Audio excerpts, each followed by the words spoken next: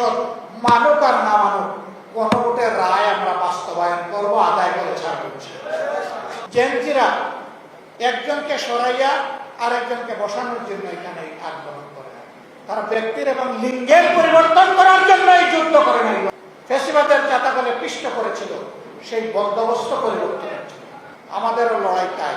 যারা নিজের দলের মধ্যে গণতন্ত্রের চর্চা করতে পারে না, যাদের নিজেদের নেতা কর্মীদের হাতে নিজেদের নেতা কর্মীরাই নিরাপদ নয়, তারা ৫৮ কোটি মানুষের নিরাপত্তা দিতে পারবে না।